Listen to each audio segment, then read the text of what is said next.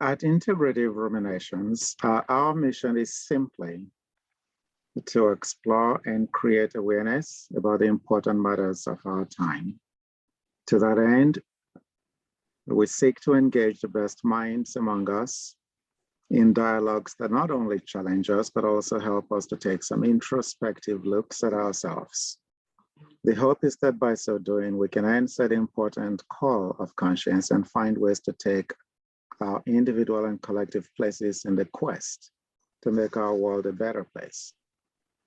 This is the point of Ruminations blog, the podcast Ruminations with Ohiro Oni-Eseleh, the interviews that I conduct, and the webinars that we host. It is in advancing this mission that we have as our sole panelist today, Mr. Albert Mensah. Known widely as, quote, the ambassador of opportunity, Albert Mensah is a widely sought after and internationally recognized speaker, author, and humanitarian. He's also the author of When the Drumbeat Changes, Dance a Different Dance, and OK Means Opportunity Knocking. Armed with a vision and bolstered by a dream, Mr. Mensah developed an action plan that surpassed all barriers because he knew innately that obstacles are just opportunities in disguise. From his humble beginnings in Ghana, in West Africa, Albert Mensah has become a highly sought after motivational speaker, leadership coach, and a trainer for employees at top corporations throughout the United States, Canada, Europe, Africa, and the Middle East. With an impressive client list that boasts Starbucks, Merrill Lynch, Boeing, John Deere, and Wells Fargo, Albert Mensah has built a strong reputation among business leaders and corporate executives as the catalyst for driving employee morale, increasing work productivity, and enhancing team commitment through his energizing, inspirational, and dynamic speaking engagements.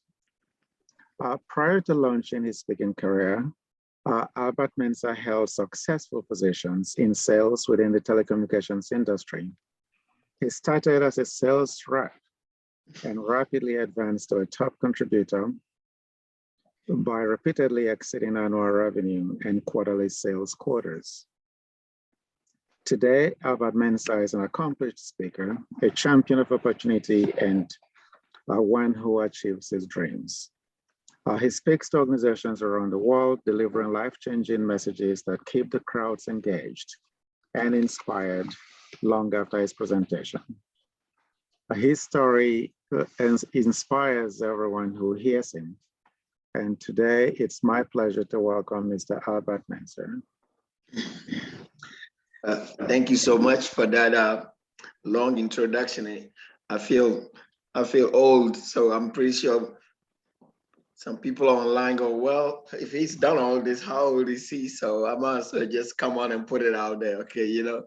So I'm 62 years old, but people don't believe it. Only me and my mom, my late mom, believe that, yeah, I'm 62 years old.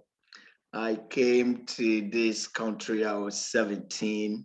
I came here to go to college, but before I got here, I grew up in Ghana, my beautiful country, West Africa.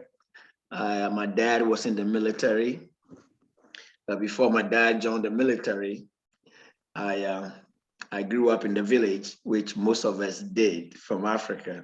Yeah, if you didn't grow up in the village, you're one of the lucky few. So grew up in the village in the Ashanti region where I'm from, where we had no electricity, where we had no indoor plumbing and all the wonderful amenities that we take for granted that we have today. We didn't enjoy any of those.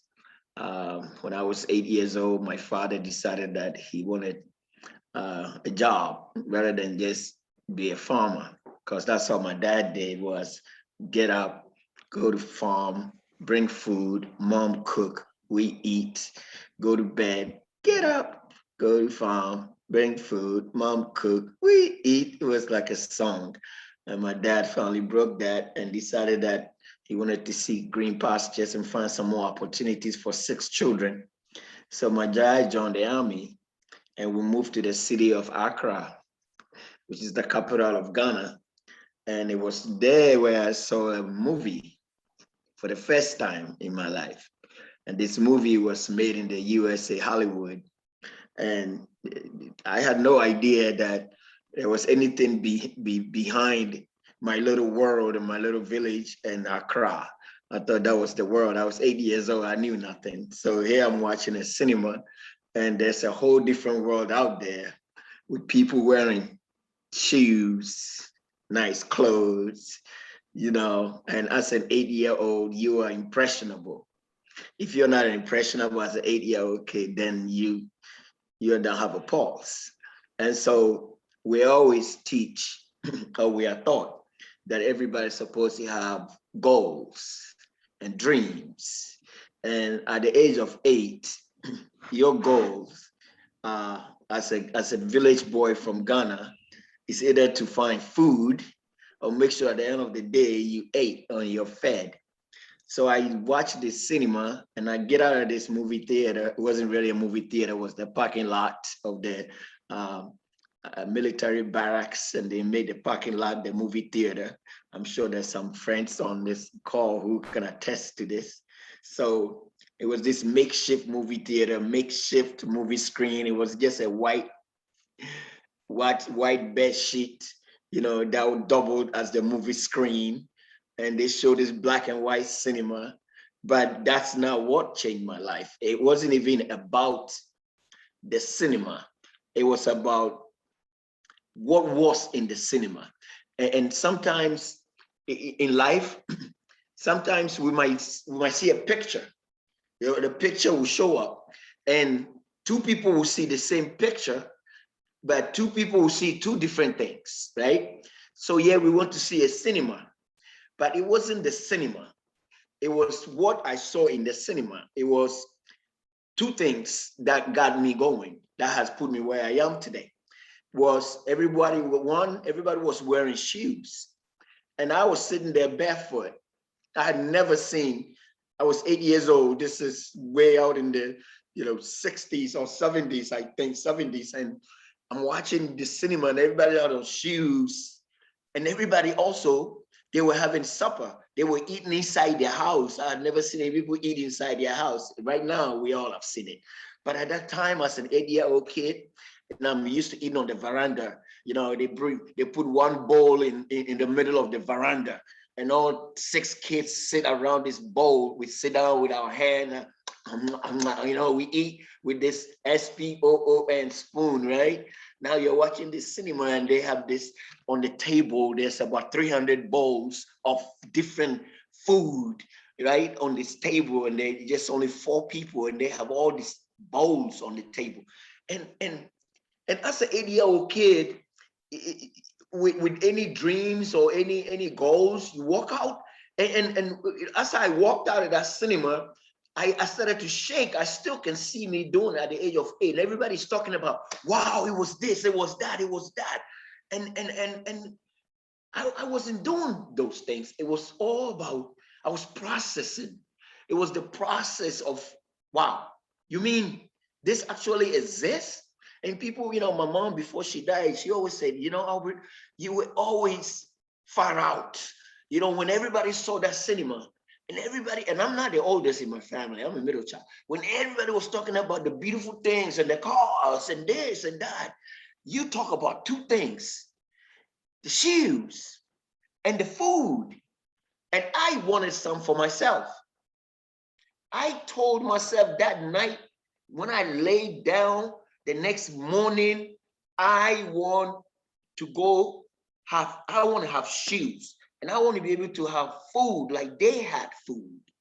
And so that dream started. And yes, I was 8, and I didn't think it was a dream. It was more like, that's what I want. And it became part of me. And so what we teach now is, when you have a dream and you have a goal, whatever it is that you want to achieve, if it doesn't become part of you, it's just words. If it's not something that you wear on your sleeve, that people can see it, that you can believe in, then it's just words. Then So people say, oh, he's got potential. I don't believe in potential, because potential is all it is, potential. It's a potential. That means we all got potential. I got potential to marry a beautiful woman. I got potential, right? But if you don't act, then it's just a potential. So all of a sudden, I'm coming out saying, I want some of that. And then my older brother coming to me and saying, well, if you want to wear shoes, and if you want some of that food, you got to go to that country. I said, oh, that's a country? Yes. What is it called? USA. Oh, really? What does that stand for? I'm 8 years old. I have no idea. United States of America. Oh, really? So when my brother showed me that they have an American embassy in the downtown of Accra, and I lived in Bema Camp, and Bema Camp to downtown Accra is almost 15, 16, 17 miles long. And my dad was a private in the military. He had no money to say, like right now, I'll give my son, you got allowance. I couldn't even spell allowance. So I had no money to take trotro. In Ghana, we call it trotro. It's a transportation, public transportation that can take you from Bema Camp to Accra to go to this American embassy to go read about this country. But as I said, if you have that dream and that goal, and you truly believe that you can make that dream and come true, and it becomes part of you, you do whatever it takes. So we will walk. I had two friends, and we will walk in that hot sun. I never forget, in that 100-degree weather, barefoot. Sometimes we will run, go past Elwak Stadium, and then we'll stop, throw rocks here and there, but we will find our way in that American embassy. And in that library, I found pen pals, and I started writing letters to these newfound friends, who told me more about this country. And then when I was 12 years old, in Ghana, we have what we call the common entrance examination. I don't know whether they have it now or not. I've left the country for so long ago. I'm not proud of it, but at that time we have common entrance, and I took the common entrance. You had a choice of taking the first choice or second choice. And the third is you pick a region. And because I wanted to go live in America, I picked the school that definitely had Americans. So I picked St. John's. St. John's in Second D, Takoradi. Well, at that time, SJS, we had, when I went to St. John's, 3/4 of my teachers were white American missionaries. So at St. John's, we had a library, and in that library, we had American colleges and university books. We have SAT books. We had books. Everything was there for me to now go through what I wanted to go through to get to this country. We call that clarity. If you have clarity, now I have American embassy. I went there. Then I learned more about this country. Now I ended up in American college. High school that had a bunch of American teachers, and we also had American colleges and university books, SAT books, stuff we never even heard of before. They had all these books there.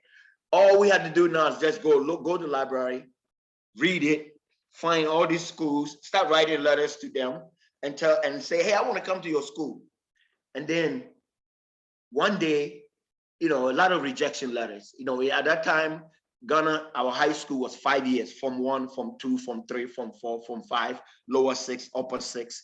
So from Form 1 all the way to Form 5, which is 5 years, I wrote to almost 900, I can always remember the 972 American colleges and universities.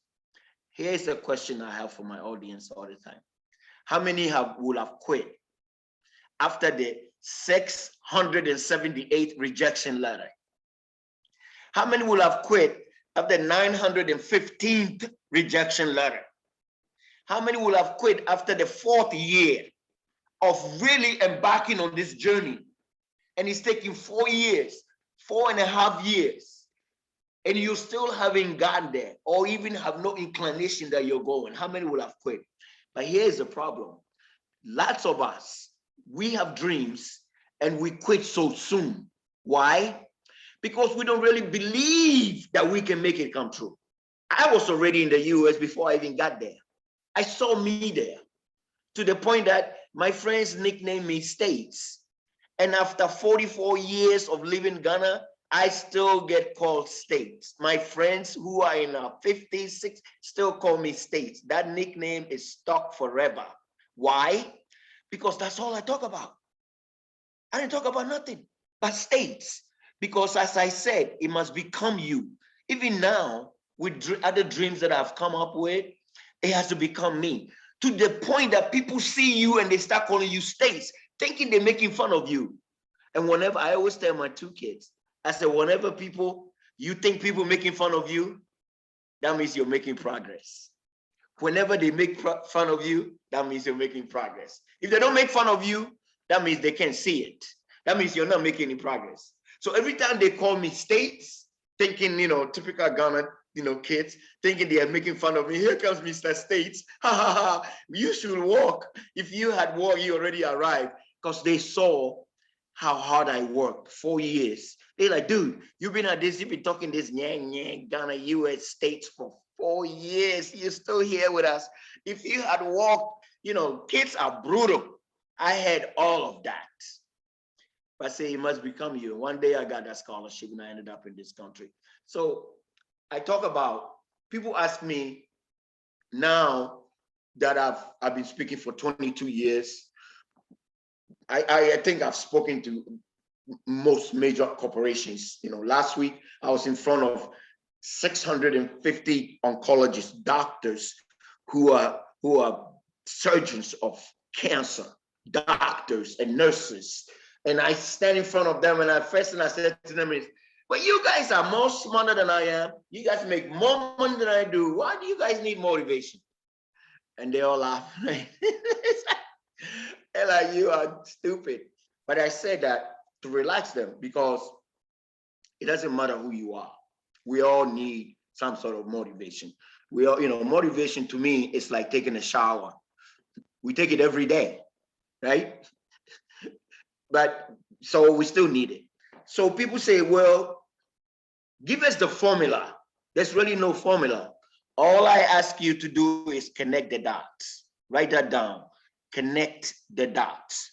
If you could connect the dots from where you started to where you are now, if you have a dream, you see it right in there. Connect the dots. If you listen to my story, I saw a movie, First Dot, right? I saw a movie. That was the first dot. In that movie, I saw everybody wearing shoes. I had two dreams, two goals. That's another dot. I saw the American Embassy. That's another dot. I'm connecting them, right? Then I ended up at St. John's, second D. Don't mistake with St. There's a few Ghanaians who probably think St. John's Accra. No, St. John's, second D. Matthew chapter 5. Anyway, so connect the dot, get to St. John's. American Embassy, another dot. St. John's, SAT books, another dot. Write letters, another dot. If you connect the dots, you're slowly connecting the dots. It will get you to where you want to go. But the goal is, it must become you. You must believe. What I mean by that is that you must believe in it so much that that's all you think about. Your whole being is that goal. Because if you must immerse yourself in it. If not, it's just a dream. It's just a pipe dream. We all have pipe dreams, right? So I'm in my living room. I don't know what you see. Here's my vision board, right? I make vision board every year. Now, people say, why do you keep making vision boards? You're about to retire. You can never not do a vision board. If you don't have a vision board, start. Because every day you see it. The good life is getting better. Go big or go home. Personal growth. A house that I want to buy. Fitness. I want to start fitness. So I have a guy in a bicycle, right? So I got a bicycle. Sweat equity. I know I have to put in sweat equity, which is you have to work, right?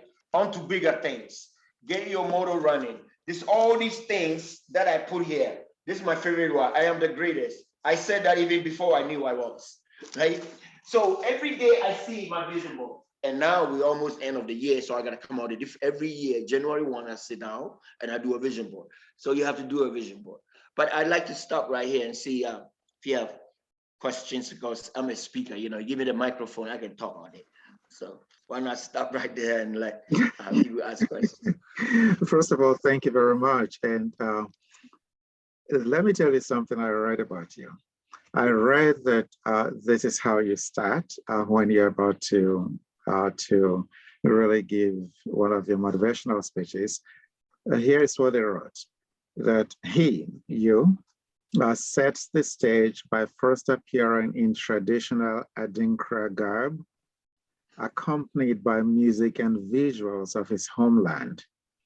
But Mensah then illustrates not only his own transformation, but a possibility for everyone's transformation by revealing the business-suited executive hidden beneath the Adinkra robe.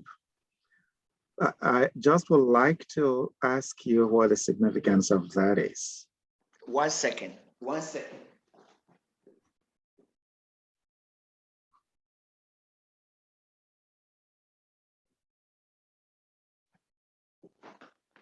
So here's one of my Adinkras, right?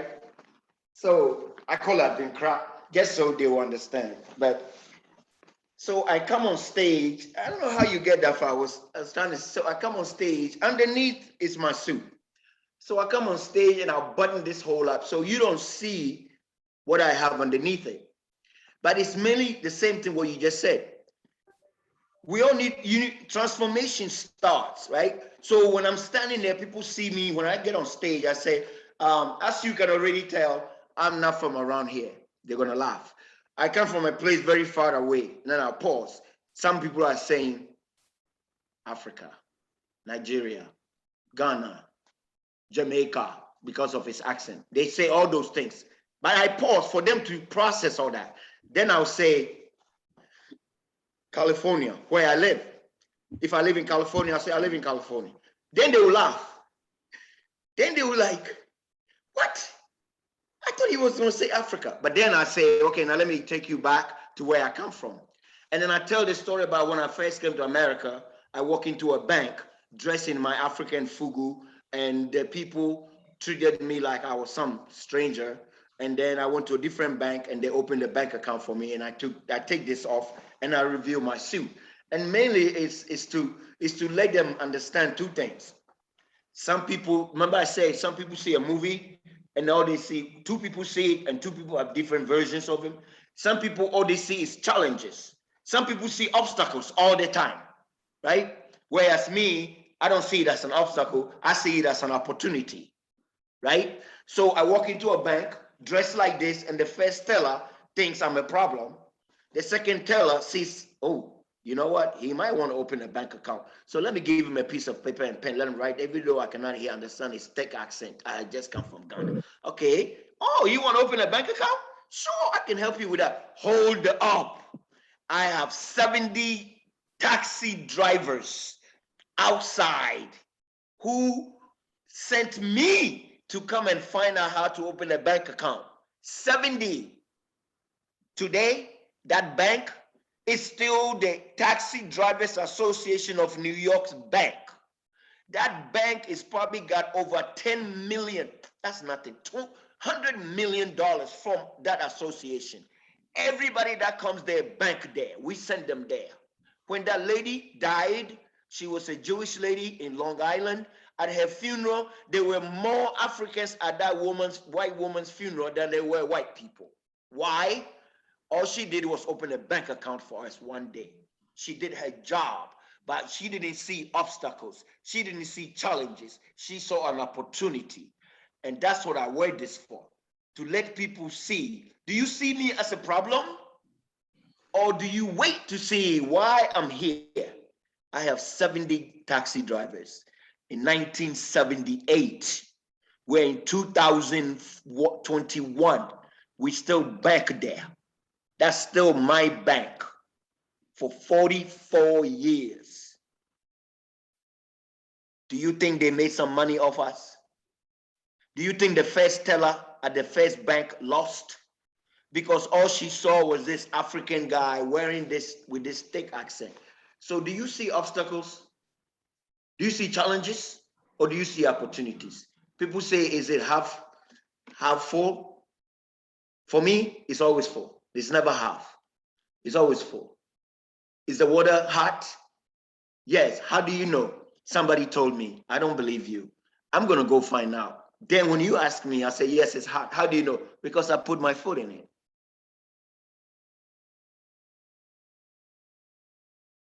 Let me tell you what someone has written, also from Canada, that what you have said so far reminds him of the popular saying that you only see obstacles when you take your eyes off your goal. He's right. Let me also read to you what I read about how you're using the Adinkra garb was analyzed by someone. They wrote that when you do that, what you remind them of is that the opportunities were there all the time and they were simply cloaked in obstacles. Do you want to address both? Well, opportunities in any situation. Remember, I prefaced by saying you can see a movie by two different people, and two different people have two different versions. So in any situation that you go into, like I heard somebody from Canada saying that we American, right now, our political system, blah, blah, blah. You know, I wasn't born here. I'm an American citizen, yes. I vote, I pay taxes, yes. But I don't pay that much attention to the politicians. You know why? They don't do anything for me. It doesn't affect how I pay my bills. It doesn't affect how much job business I get, right? So that's not what I concern myself with. What I concern myself with is if I walk into any situation, I'm Black. Yes, I know that the situation right now is volatile or Black Lives Matter. I get all that. But I walk into a store, right? I know that the security guards up there are watching me more than they watch Jeff. I get it, right? But I also see it as, you know what? If they're watching me, it's really an opportunity for me to show them that not all Black people are here to steal. It's an opportunity for me to show them, even though they think I don't know they're up there, but I know they're looking at me. In any grocery store you go into, there's security guard way up there. You don't see them who are watching you like hawk. I get that. There's camera everywhere. I know. So I'm going to show all those cameras the good side of us. In any situation, I see opportunities. In any situation I go into, no matter what it is, all I'm looking for is the opportunities. There's opportunities in here.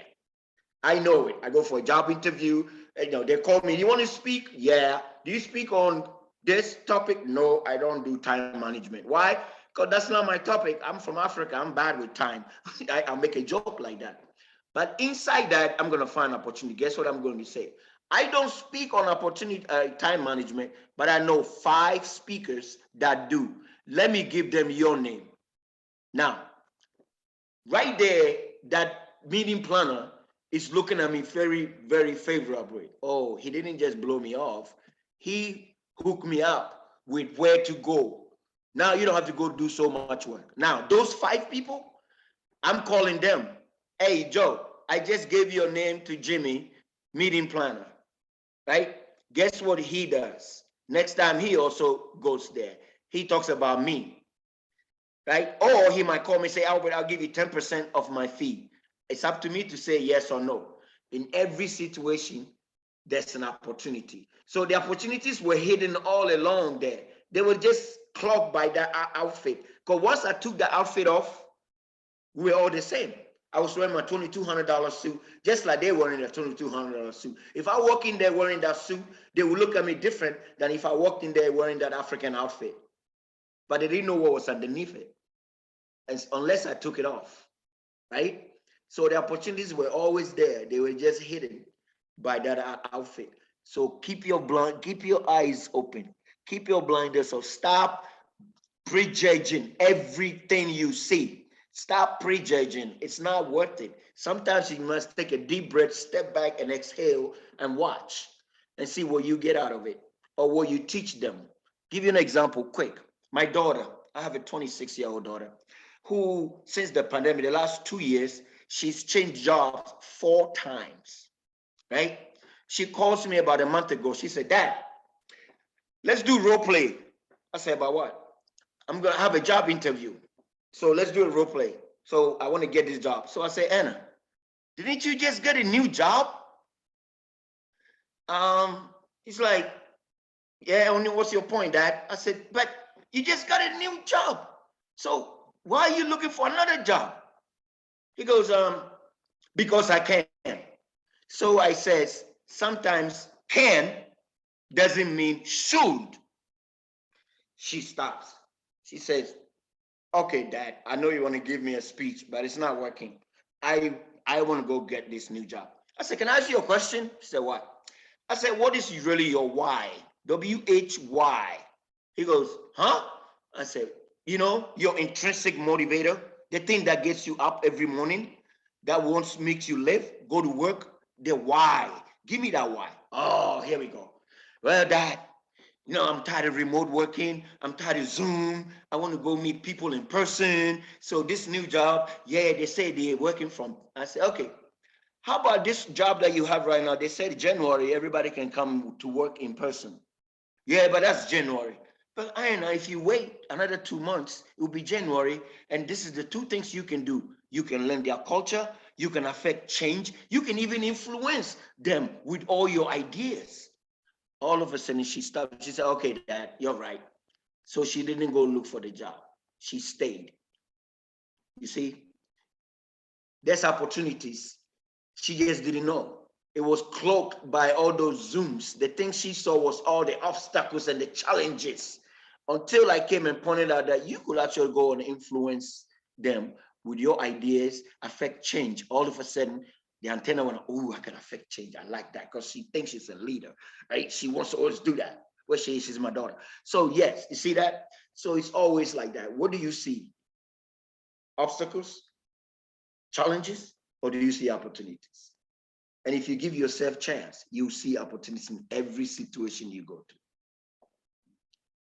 Well, there is a question here that just came from Ghana, your homeland. The question is, you had an opportunity to watch a film, and based on that, some things you saw pushed you. Some people will never get this opportunity. So how can they also start to enable them connect those dots that you spoke about? So, right. So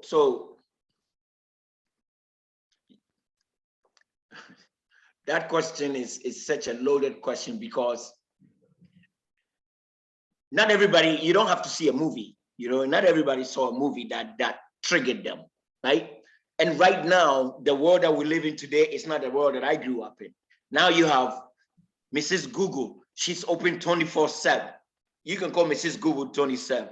There's YouTube, there's Facebook. There's so much that now, if even you live in the villages of the village of a village, you can get access to one of those things. So if you have a dream, but there's no movie, you can go to Mrs. Google and put in anything that you want, and it will pop up. So that question, yeah, there's no movie. You didn't get a chance to see a movie that triggered you to go do it, right? Connect the dots. But there's so many other ways to connecting the dots. That's just what I connected mine. You are here, you're doing it. You didn't see a movie, but something triggered you to say, hey, I want to do something better for myself and for my family, right? So there's so much now. And if even you live in the village of the village of the village, you can take a trip to Accra one time to a library, and you can get on Google and get that thing and go back to your village and now communicate with that. I go to Ghana and 90% of them everybody got one of these things. It's called cell phone, right?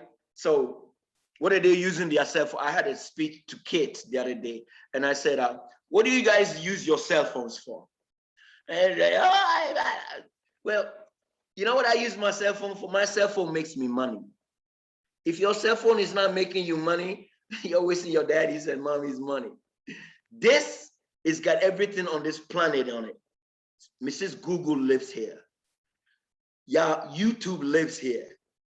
I spend most of my majority time doing my research on this thing. I'm Google, and Mrs. Google and I, we're married. I'm always on there.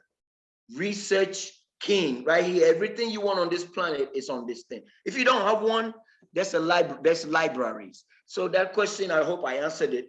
It might not be a movie, but whatever is it that you want to do, you don't need something to trigger you. You just need dots to connect, right? You grew up here, you live here, it's not attainable. You don't have access to movie. Oh, but I have access to, I can take a trip to Accra, or now I can go to Koforidua. I can go to any other town and they have a library, or they have one of the, what do you call those things where you go and you pay money and thank you. Yeah, you can walk into a restaurant, it will trigger you. So that question is so loaded that it's, when I hear that question, I hate to say this, when I hear that question, it's just telling me somebody that says, but I'm black. So what? You know, I want to speak to black kids. My mama was on welfare. My grandmama was on welfare. So me, I'm also going to be on welfare. Really? True? You believe that really? You gave up that quick? What are you talking about, Mr.? Because your grandmother and your mother were on welfare, that means you got to be also be on welfare? Your grandmother lived in a different world. Your mom lived in a different world. We're in 2021. Mrs. Google is everywhere. You live in America where now you can get student loans. They give it to you for free. You pay for it, but they give you student loan. They're begging you for student loan. And you're telling me you're going to be on welfare?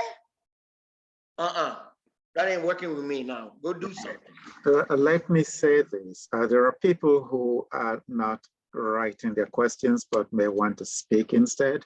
Okay, so I'm done. Let them talk. I'm ready. If you raise your hand virtually, I will bring you on. Guys. However, there is, you know, I'm going to out you now, if you don't mind, Albert. Someone from Florida wrote that this today is something that our African youths should hear, that they should hear you talk, what you've been saying today. Well, here is the problem, which actually is consistent with the one you just answered about people who might not have the opportunity. And it is the fact that, you know, I do my homework for every guest that I'm going to have, that I'm going to host. And I will say to you that when I checked you out, I realized that nobody gets to hear you speak without paying $10,000 to $15,000 or something like that. But that's how I make my living. You know, but this, I am glad that you are here speaking to us. And you're doing it without getting paid, because you said, don't worry, I will, you know, I'll be glad to do it for free. But how would people in Africa then get to hear you speak when they don't have that kind of money? It's $10,000 to $15,000 a pop for a speech. I checked through the, you know, there is a way you can check. All right, okay. Right. All right. By the way, you know, not everybody pays me that. And the person that from Florida, I was just in Florida 2 weeks ago speaking to all the incoming seniors of high schools in Florida. So I love Florida. I was, where was I? I forgot the city I was in. That's where I was speaking, only not even a month ago, but I want to answer your question. Okay, so do you know of a musician called Davido? He's Nigerian. Oh, yes. Okay. And do you know another musician? He's American. He's the guy that beat up, he beat up that girl. Somebody help me out. Black guy, he beat up, not Beyonce, what's the other girl? Fenty girl. Oh, yeah. Yeah, I know what you mean. Rihanna. Yeah, he beat up Rihanna. What's his name? Brown. Yeah. Chris Brown. Yeah. Listen to this, the person that asked that question from Mr. Florida. Davido and Chris Brown were invited to Ghana and they paid them $1 million. Do you see the priorities where Africans' priorities lie? But me, when they call me, you know what they said? Can you do it for free? But you pay Chris Brown and Davido to just shake your booty, $1 million US. You mean to tell me Africans don't have money? They have money. It's just their priorities are messed up. Don't you think I have tried a billion times? I've spoken in Africa 4 or 5 times for free. For free, they'll show up. Say you want to charge them 5 Ghana cedis. Nobody show up. But say Davido is coming to town. They will find, say, what's the Ghana rapper? Oh God, what's the Ghana rapper? I love him. Sarkodie. Say Sarkodie is coming to Accra Theater and he's charging $100. They will find the money. It's just priorities. And I refuse to fall into their priorities. I refuse to fall into if I do, in America, we call it, you are enabling them. I am not an enabler. I refuse. This is what I do for a living. It's just like that guy who asked me that question for Mr. Florida. Somebody coming, he go to work Monday and his boss saying, this week you're gonna work for free. He'll be the first to say, I'm suing you here, Mr. Lawyer, sue him. But me, everybody tells me, oh, you should go speak for free. But you pay Davido and Chris Brown $1 million US. You know why I know? Because I know the person that took them there. No, don't get me started on that. Our priorities are messed up. Really, really messed up. Right. That's we will not bring a motivational speaker, somebody to engage them, to stimulate their minds. But if Davido is coming to talk about his girls and his hoes and all that stuff, oh yeah, we'll pay $1 million for that. I'm sorry. Nobody loves Africa than I do, but I'm not enabling them. Until they change their ways, this is where we make our money. Here, they get it. They get it here in America. That's why these kids are able to do Starbucks, Facebook, come out with companies, Tesla, to come out with these kind of companies. Why? Because when they're high schools, we are stimulating them all the time. As I sit here, I have 5 high school presentations to do before Christmas shows up. Why do they keep bringing us? Because they want the kids' minds to be stimulated. They are always minds are stimulated. When you finish, they ask you deep questions. These are 16, 15-year-old kids. But you go to Ghana and tell the leaders, would you want to pay Albert Mensah just $500? Oh, hell no. No, we're not doing it. But Davido, oh, yeah, we'll pay him $1 million for that. Because he's going to talk about, what's that song? I did go like Christina. And we pay him $1 million for that. right. Here is a follow-up question. It's also from Florida, and it says, hey, Mr. Ford, I love you. I want you to know I love you. I love you dearly. I don't mean no harm at all. Yes, so this is a follow-up question, and it says, it's not about giving a free speech as much as the fact that most of the very serious kids in Nigeria, in Ghana, and those African countries, a lot of them are very poor. So what basic advice can you give them so that they can succeed in accomplishing their dreams just like you did? You know, I feel bad because I have nephews and nieces too, right? If I don't send them $50, $100, they probably don't eat. I get it. It's not them, it's our leaders. And because we need to forget the leaders and just do it on our own. So yes, but they need somebody to organize it. I can't organize it from here. I can go to the farm, bring the food, cook it, and eat it for them at the same time. I'm willing to go. Right? I'm going to be in Ghana in February. I guarantee you, once I put it online that I'm coming, there will be 20 different places that they're going to ask me to come and speak. And I do go. I kid you not, I do. But to really organize it, it's going to take him, you leaders, people that really do care, and put it together. Because I got speakers, big name speakers. I went to Ghana with Brian Tracy. You know who Brian Tracy is? Brian Tracy is my mentor. I went to Ghana with him on the same flight, sat in the same seat to go speak in Ghana. They said they'll pay him $5,000. When we got there, they tried to renege. I had to go in the back room and beg them. I said, you cannot do this. This man, his fee is $100,000. He only took that 5 because he said he wants to come and help the African kids. And now you see, when we got there, now they're going to say, well, we didn't have enough people at the gate. I said, do not say that in front of him. Come up with this money. I'm not going to tell him what you told me. Just pay the man. They didn't even pay me. I'm from there. I get it. You see, so there's people that want to go. But we can't go there and pay for our own hotels, pay for our own. We're not used to that. They're like, okay, I'm giving you my content for free. At least you can put me up. It's messed up. It's going to take change, big change for all of us to go and help. I want to help. I'm 62. Very soon I'm going to be living in Ghana and I'll probably do more there. But for now, I don't know. Right. I hate to say, I don't know. So the next time you mention your age, I will tell you that you're a very young man. I don't eat meat, so maybe that's what it is. Okay.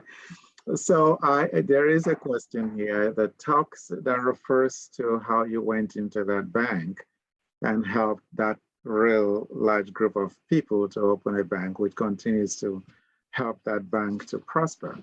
And the question says, this inspirational and outside of the self-centered historical American experience, that what you did is outside of the historical American experience, which at least in the Western culture, if you're looking from the outside, can be self-centered, traditionally.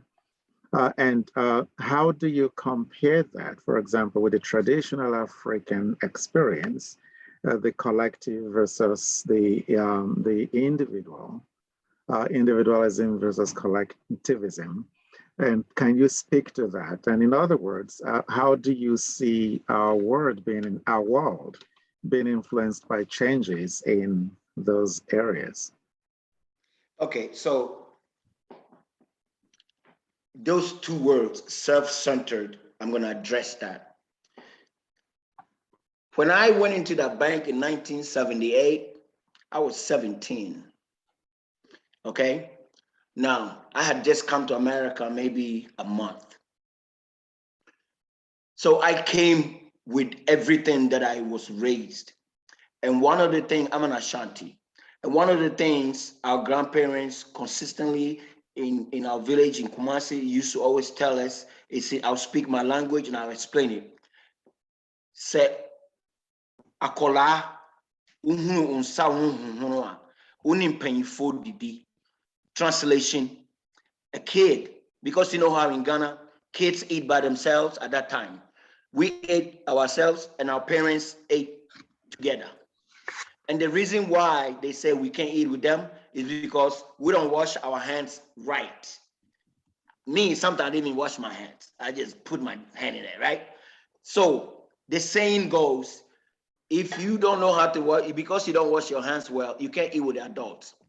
And the bigger picture of that saying is that you can play with the big boys if you don't know how to behave.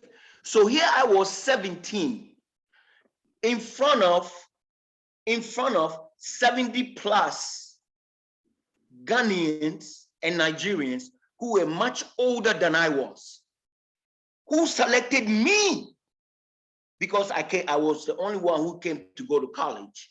So when I came, my older brother sent me to his friend to live with. And when they found out, oh, you're going to college, oh, you're smart guys, then you need to go to that bank, because they were shy, their English, they had accents. At that time, people were so negative about accents, they were scared, whatever it was, they sent me. So here I am. To me, these adults sending me, to me, it was like, oh, I cannot fail. And failure is never part of my vocabulary anyway. I didn't walk in there as a self-centered kid. I walked in there saying this: I have finally arrived. I'm able to, they had this, now they've seen that I wash my hands well and I get to eat with them. They send me, which never happened at that time. Never.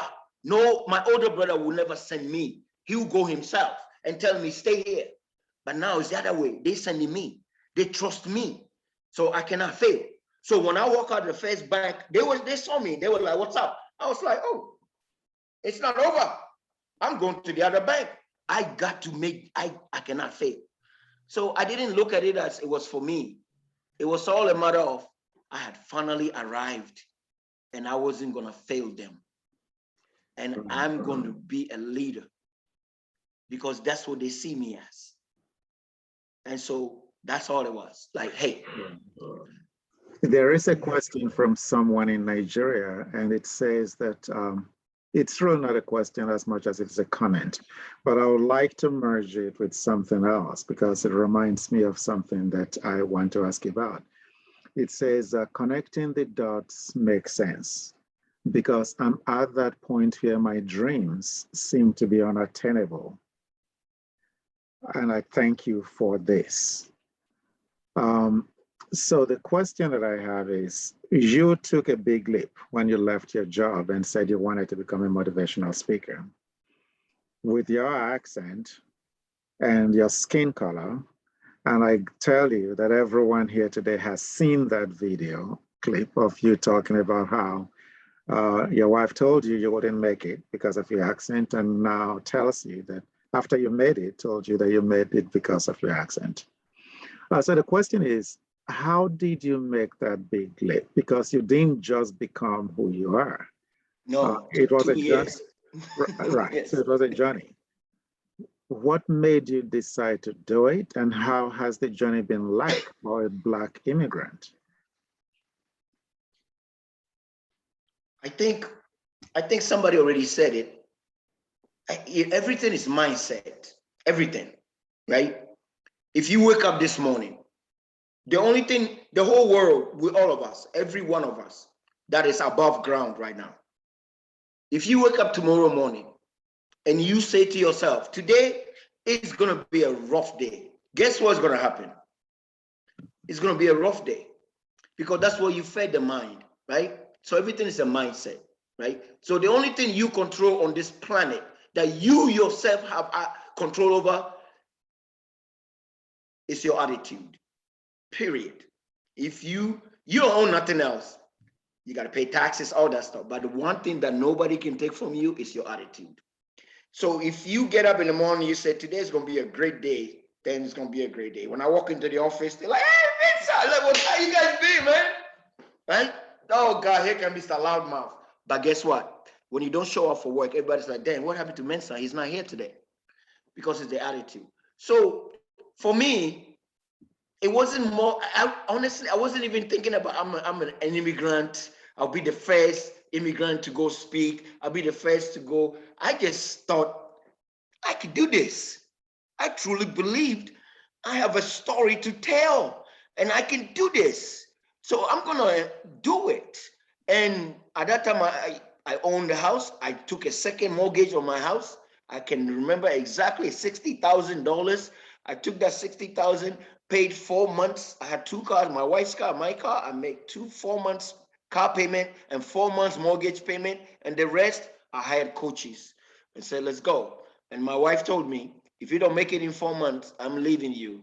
And so that's also motivation. I was like, oh, hell, you don't taking my kids. He said, I'm taking my kids. I said, oh, hell, now it's your kids. Okay, now I got to do this. But I didn't really do because I was an immigrant. I just truly believed that I could do it. I did. Because when I was able to make my dream come true from Ghana after seeing that movie and came here, I knew I could conquer anything. I truly believe that. That whatever I set my mind to do it, because I know what it takes. See, you got to know what it takes. The hard work. It's not easy. All this guy, Tesla, Microsoft, you don't see the hard part. It's a lot of work. A lot of work. But when you make it, you forget about the hard work. What did Michael Jordan say? He said, I missed more shots than I ever made. But all everybody remember is the ones I made. Like he missed more shots than he ever made. But what do we remember? The ones that he made. I truly believe that I could do it.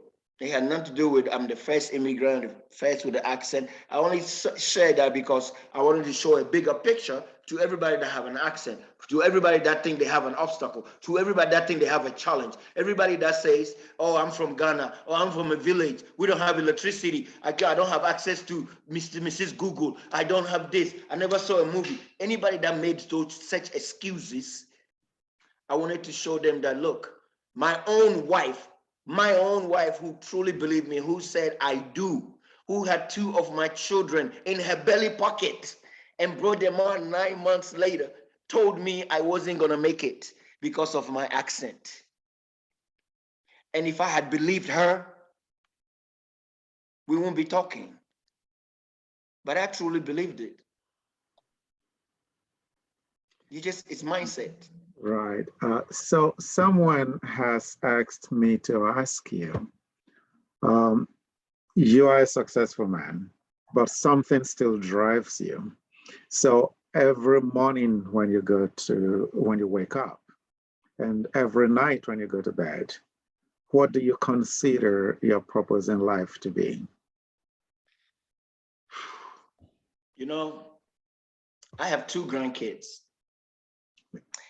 I have a grandson, he's 5, and I'm going to Washington, D.C. to spend the whole week with him. He's half white, half black, and one of my goals is to take him to Africa. He's 5 now, so he wouldn't know nothing. But I want to wait till where he can really know. I don't know whether you can see it, but yeah. I want to be able to take him to Africa and show him the black side, my son's side of his lineage. But the biggest thing that drives me, honestly, is to move back home. I've been here too long, man. When I came to USA, Colonel Achampong was president of Ghana. Jimmy Carter was president of the United States. I have been here so long that when I go back to my own country, they treat me like some guest. And I want to go home. I left when I was 17. I mean, I've been home. I go home literally every year, but it's not the same going to spend 1 month than living there. And one of my dreams is actually live there as an adult to see. People say I can't. My sister tells me, you're not going to make it to live here, but I think I will. So that's what drives me right now is I want to be able to go home.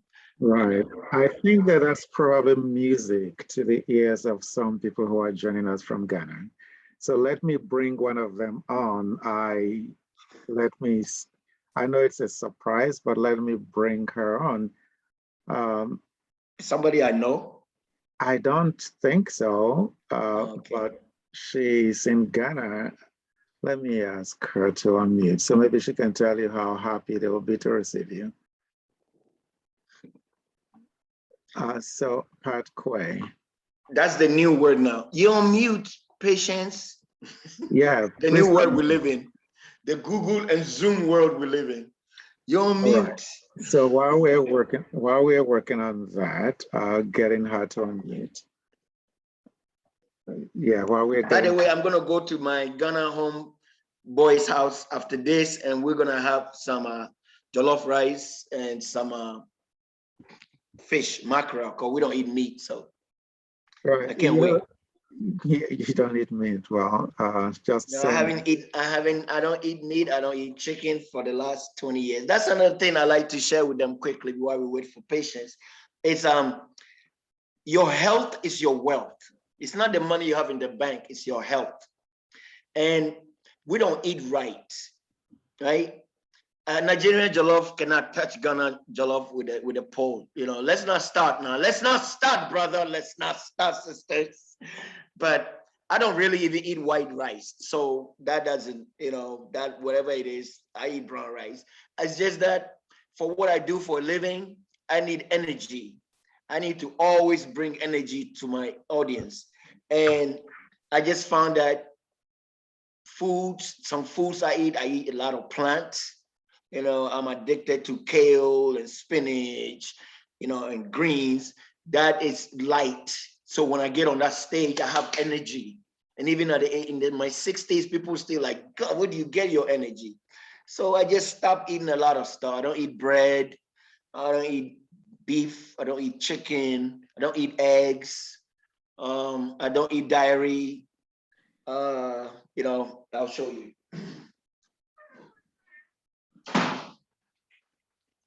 Even the milk I drink is original plant milk, right? So it's just me, I want to live longer, and people, if you're a man on this panel and you're over 30 years old, go and get your colonoscopy done. Go check your colon. It's killing Black people a lot. Colonoscopy is very important to get done.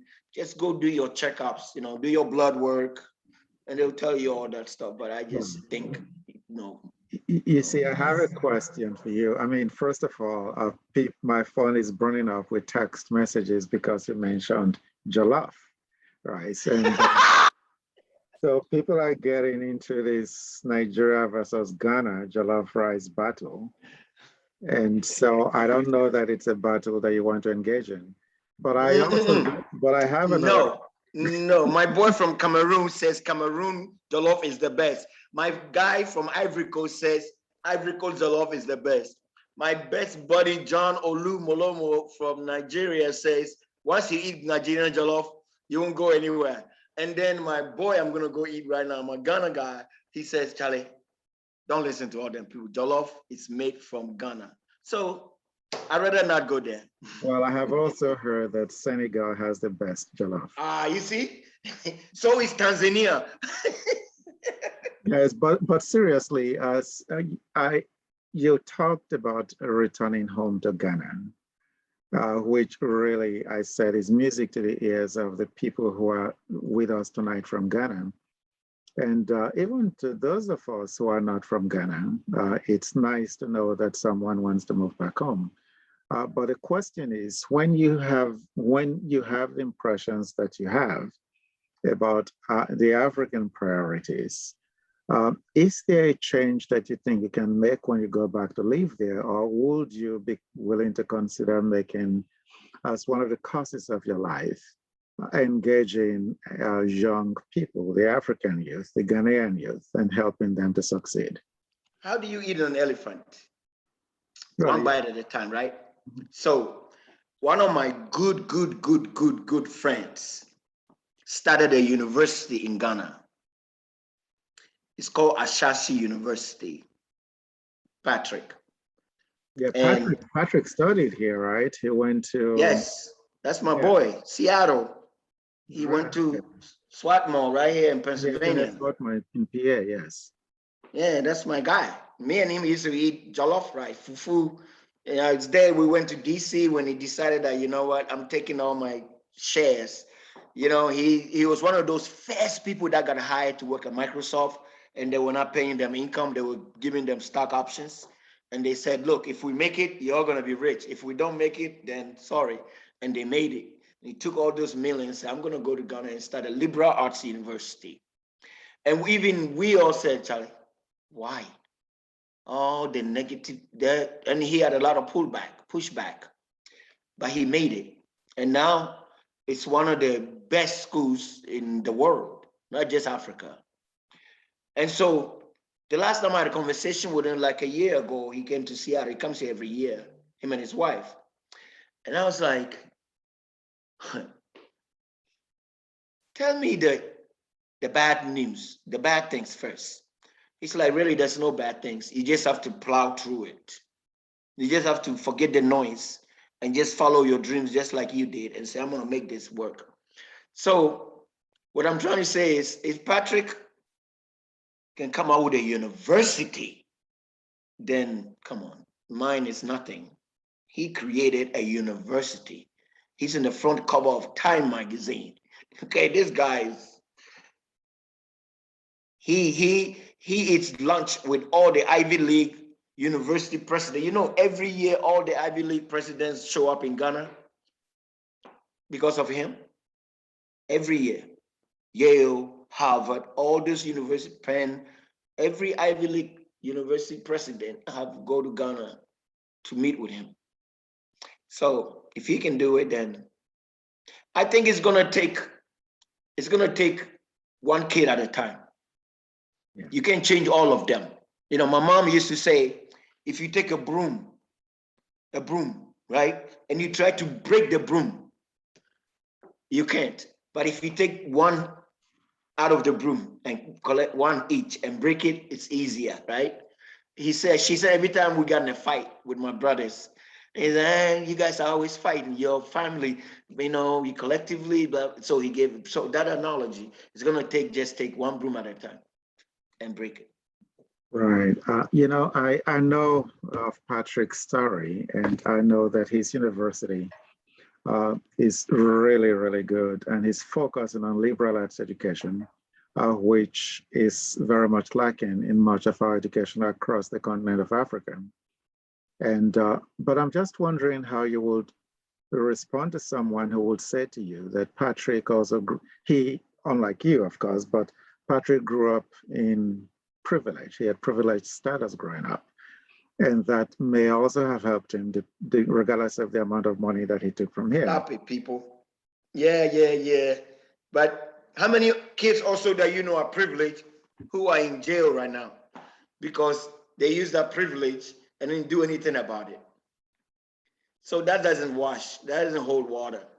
Yeah, he came out of privilege, but nobody told him to spend all those years in college studying. Nobody told him to go and sit in front of a human resource manager at Microsoft and say, I want a job here. His privilege did not transcend past the water and brought him to the US. When he walked in front of the Microsoft HR manager, he didn't say, hey, I went to Achimota school in Ghana. I'm privileged, hire me. Oh, sure, come and work here. You think that's what they did? No. He worked hard for it. I know him. He studied hard. He didn't let the privilege go to his head. Yeah, privilege got him to the US, but that's it. After that, you're on your own, bro. Your daddy ain't here. We all came here once. We were all in college, in American college, university once. It didn't mean squat. The white boys didn't look at it and go, oh, you're from a privileged country. We're not going to call you an N-word. They call us every name in the book. I'm talking the 70s, the 80s. It was harder. So nobody gave Patrick anything. His privilege, he wears it, but it only helped him in Ghana. Once he crossed that water and he was here, he was just as black as all of us. He worked his ass off. Right. So I am going to invite you on a trip with me to Africa.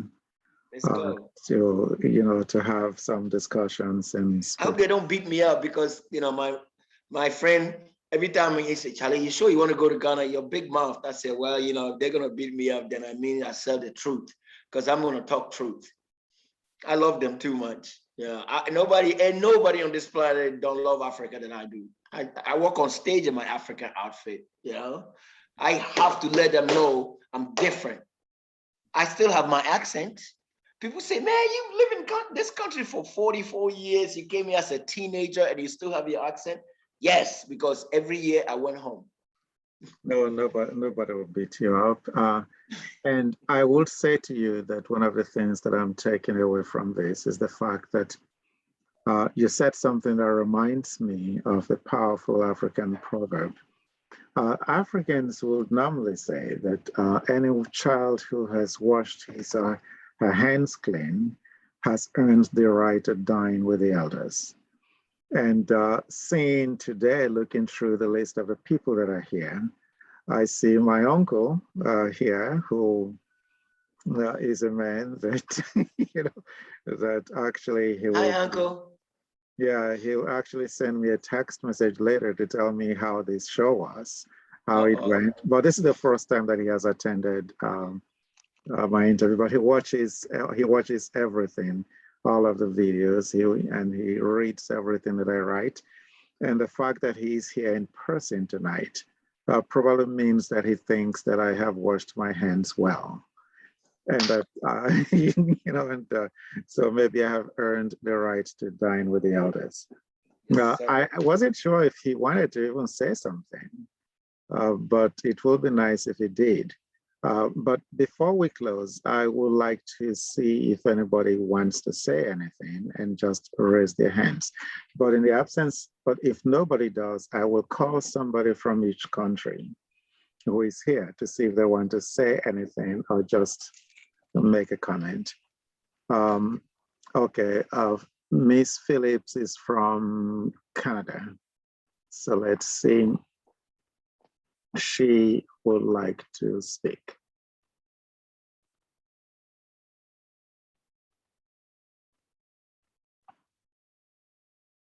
Well, I'm trying to find you, Miss Phillips. Everybody pray Ghana beat South Africa tomorrow. I want to really say a very, very big thank you to Mr. Mensah and yourself for, organizing this this talk. To be honest, I have really learned a lot from the presentation, and you have really made me have a real deep thought, about seeing opportunities in every situation. Like I said initially, that even walking up to a restaurant or going into an office, that you can really see an opportunity in any of such, even just going along the street, you could see an opportunity that you haven't really thought of before, but certain things could really pop at you, Having really, really attended this presentation today has really given me a wonderful opportunity to see that you don't just have to sit down and not, and not do something and expect that things will fall at your lap. I really, really appreciate this presentation, and I am grateful that I was given the opportunity to attend. Thank you so much. It was a wonderful presentation. Yeah, thanks. Thank you. Thank you very much. You're welcome. Can I piggyback on it quickly? Okay. This is for you. So I went to speak at a company called Boeing, and Boeing, they make jets, airplanes, and they had laid off almost 2,000 of them. It was in the 80s. And so Boeing also brought all these people to the Tacoma Dome. It's a big stadium, and they wanted them to learn how to write resumes, interview skills. Boeing paid for it and fed them lunch, breakfast, all that, right? So about 1,000 showed up, and they brought me to speak in the morning to pump them up. And so when I was done, one of the guys stood up, said, I have a question. He said, I have a comment, actually. He said, I don't agree with you about opportunities everywhere, blah, blah. And I said, why? He said, because I gave 19 years of my life to Boeing, and they still laid me off. So I'm mad at them. So then I said, can I ask you a question? He said, yes. I said, did Boeing give you 19 years worth of paychecks? He said, yes. I said, well, then Boeing owes you nothing. Because guess what, sir? You went for a job, and they said, if you work 8 hours every week, every day, in a week, we'll pay you this. And you signed a contract, and you did that, and they paid you, right? Okay. I knew, which he probably didn't know, that Boeing at that time, they had 100% tuition reimbursement, 100% tuition reimbursement. So for all the 19 years he worked for that company, he could have spent, go to college, improve his skill, become a lawyer, go to be a doctor. Boeing would have paid for it, but he didn't do it. Those opportunities that he missed. But he's running around blaming Boeing because they laid him off. Because Boeing came to him and said, do you have any other skill? No, I don't. Well, guess what then? We need somebody who can do this. But he could have taken advantage of all that tuition reimbursement. What I'm trying to tell you, if you work for a company, find out. What is it that they can do if they have tuition, even they pay you $500 to go to school, go and improve yourself. Take Excel, take Microsoft Office, anything, Salesforce, anything that they can improve your skill. All right. Right. So we have Patience Quay from Ghana. Are you in Accra tonight? Yes. Accra, Ghana. Are you hearing me? Very clearly. Yeah, okay, thank you so much. Mr. Albert, Yes, ma'am. thank you so much for tonight, for making or gingering us. And I would love if you will come to Ghana, because one of the things that our youth are lacking is that the other side where they have to think through whatever that they have learned. Just this evening, I had a program with one of the radio stations, and one of the students that we met was saying, I've wasted all my time, 4 years in the school, and I've learned nothing. And as if I have spoken to you, all that we told him was, there are a lot of opportunity around. Can you look around yourself and you can come out with something? So I would love if you can have time and target some of the youth, because a lot of them don't know really what they wanted. And you see the vision that you gave us this evening. It has become an eye-opener that I think I'll be taking some of this information and give it up to those guys that I will meet, or the ladies that I will meet. And so we are so thankful to you. We are so grateful. You have really, really, really imparted us this evening. And I pray that as you have promised to come back to Ghana, we will look forward to seeing you so that we can all support you. And then we'll be able to stay here and do much better than even what your other people have done. And I know you can break through. Thank you so much. We are so grateful. Grateful to Thank you so much. And Doctor, we are also grateful for this opportunity. Thank you very much. Thank you. So let's see, Ruth Awolu, I think you are in Nigeria. You're on mute, Ruth. There she is. You're in Nigeria, right? Yes, I am. Okay, let's hear you. So I feel like I'm the youngest person here, and it's really a wonderful opportunity to have this kind of conversation. I'm really grateful because this age and time is difficult for you to want to work hard. Working hard is no longer appreciated here. People want to just make it quick, and finding opportunities seems so difficult. But when you hear when you have conversations like this, which we rarely have here, which people don't really value so much, because nobody wants to hustle, nobody wants to work hard, nobody really appreciates working hard.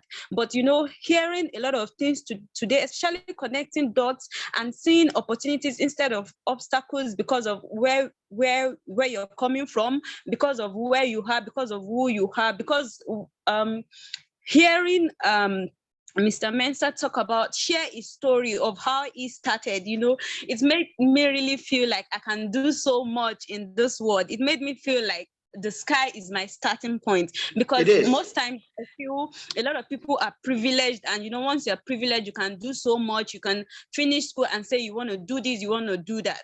But for people who are so poor that your parents struggle to see you through school, it's really difficult for you to want to dream, to want to aim high. And my principal usually tell me that sometimes you can't do more than you can see. So where you are in an environment where you can't see, you don't even know what is happening around the world, you don't have the opportunity to see what is available to you, it's really difficult. So I really appreciate this opportunity, and I hope that when you come back to Ghana, you also host old programs, conversations like this, that we that are in Nigeria can also benefit from. Thank you so much. I really appreciate this. Thank you. Thank you so much. Ruth, what is you are a lawyer in Nigeria, right? Yes, I am. Yes, sir. And never mind, I have actually told him that the only way we will go to Africa together is if we also go to Nigeria. So Ruth, you'll be very our guest when we come. You'll be the one taking us all over the place. I really appreciate that. Thank you so much. Thank you. Thank you. And so I am calling on someone This is in the United States. Alison Gibson from New York. Good evening. I wanted to thank you so very much for imparting your wisdom about having your dreams truly become you. I feel that especially in the US, so many of us have an embarrassment of riches in terms of possibilities, that we can get distracted and think that nothing is attainable. I am hearing your invitation to deep reflection. You know, what dream will we allow to become us? What are we committed to? Is what is really what I'm hearing. You know, Yes, the reflect. commitment to the commitment. Yes, yes, and reflect deeply. You know, what is it? So, thank you so much. All right, thank you very much. You know, I have a shy You're older welcome. brother. I like that. A shy older brother who I think is, yeah, he's here. Let's try and bring him on to see if he'll speak. He's one of the other doctors on Oni-Eseleh. Let's see if he'll speak. And, oh, probably not. Oh, yeah, he is going to speak. Good evening. How you doing, sir? Mensah, Yes, sir. pleasure. I heard some good Pleasure things. is mine too. Heard some good things from my other brother, Delson, before this speech. And That's I my like guy. on your wonderful success over the years, and to say just keep on doing the good work. Thank you. Fortunately, you're still very young to retire. Don't do that. Yes, sir. I love you already. Thank you. You still have a lot of work to do. So hang in there. Yes, sir. Thank you. Professor Ohiro, so much for this wonderful guest, and for the opportunity to hear him share his what will I say, his wits and of humor. You know, you can laugh at even the odd things that happen in the world. So congratulations one more time, and thank you so much, Professor. Well, I appreciate you, sir. Thanks for sharing. So I really would like to just thank you for tonight. I know that I would really like to call on so many more people to speak, but I also understand that the time is going by and your time is very valuable. Jollof is waiting. Well, Ghana jollof. Some people would say that if it's not Nigerian jollof, don't eat it. But I would also say that I have someone who has his hand raised and would like to speak. This is Dr. Olushesi. That's from New York, I believe.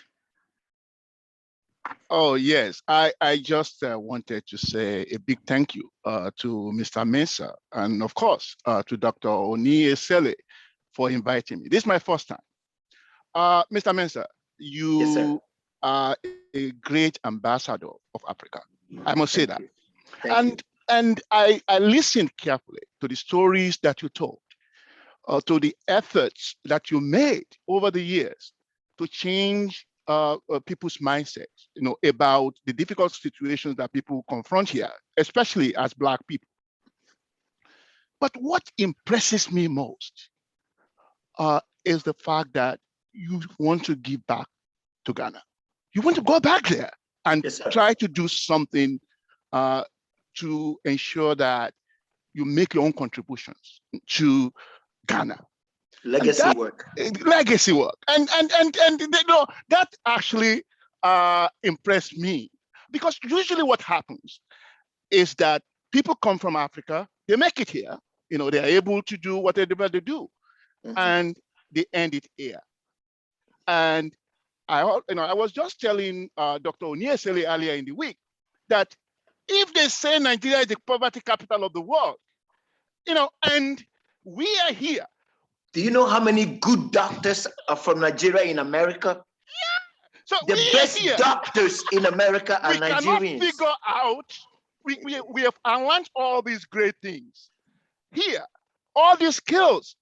We've been able to make it here. Yes. And yet, our country is branded as the poverty capital of the world. What purpose? What purpose is all this knowledge and skills we've gained? So I want when to our thank country you. is burning. I want to thank you so much. I mean, the totality of your experience is highly inspiring. So thank you. And thank you to Dr. Oni-Eseleh as well. Thank you, sir. That's my buddy's name, Olumolomo. Okay, thank you very much. We have someone else who would like to speak. Kadia to Sidibe. You're on mute. Mute. Okay. Hello there. How you doing? Good. How are you? I'm well, thank you. This was great. Thank you so much for spending this time with us. And I really appreciate everything you said. I hear your story, and what I hear in your story is what happened to you is not really the thing. Who you become because of that experience is under your control. So self-responsibility, and you show a lot of resiliency. So I also heard a saying that until your achievement inspire you to inspire others, it's not an achievement. So I think, Albert, you are right on. And I hope to see you one day back home, and to become a beacon for so many young people there. Thank you so much. Thank you. Thank you so much. Please don't leave, Kadia, too. I know you are from Mali. Yes. Are you upset? No, I am from three countries. From Mali, Ivory Coast, and where else? Senegal. So Jollof is my thing. Well, Sadio Mane is my guy. Jollof. I was going to get you into a fight because he did not mention Mali when he was talking about jollof rice. I didn't know Mali had good rice. Good. Yes, they do. Ivory Coast. Yes. And I did mention Senegal, so thank you very much for. I think I should tap myself on the back. Yeah. You know, but seriously, I think that I just like to say that I am really, really grateful. I cannot express the depth of my gratitude to you, Albert Mensah, for coming tonight. Again, I know how valuable your time is. I also know that for the last few days you have not been eating, and because you had to. You are so young. You can tell them it's okay. You are so young that your teeth needed to be worked on. So I had to get my 3 wisdom teeth taken out this past Wednesday with the surgery. So I've been able to chew. I've been drinking soup, and finally today will be the day I get to eat some. Even rice, they had to make it really soft. So right. I told you that I recommend pepper soup. No. Oh no. But I would like you to thank you, because I really just want to say that the amount of wisdom that you have really expressed here tonight, despite the removal of the wisdom teeth, really has been immense. I am grateful to you, and I'm grateful to everyone who has come here tonight, because there are no words that will be sufficient to say thank you. I wish there were more. And I look forward to our ongoing discussions as we seek to empower people, not just in Africa, but also here. Let's do it. Right. We cannot underestimate the challenges that people face, but the challenge that we each have is what role are we going to play in helping to alleviate those challenges and improve the plight of people, and thereby improve the plight of the world that we live in. So I'm challenging everyone here tonight to join us in the work that we do. to make sure that we continue to spread knowledge and help people. So thank you very much, Mr. Mensah, and thank you very much to all of my guests tonight. Good night, guys. Everyone again very soon. See you guys soon. Thank you. If anybody wants to hang around now or after Mr. Mensah has left, or even if he wants to stay longer, oh, here is Mr. Muyiwa Isaac from the UK, right? And I wanted him to say something about the UK. Maybe he can hang around. Some of us who want to hang around after I stop the recording can do that. And everyone, of course, will get a copy of the recording.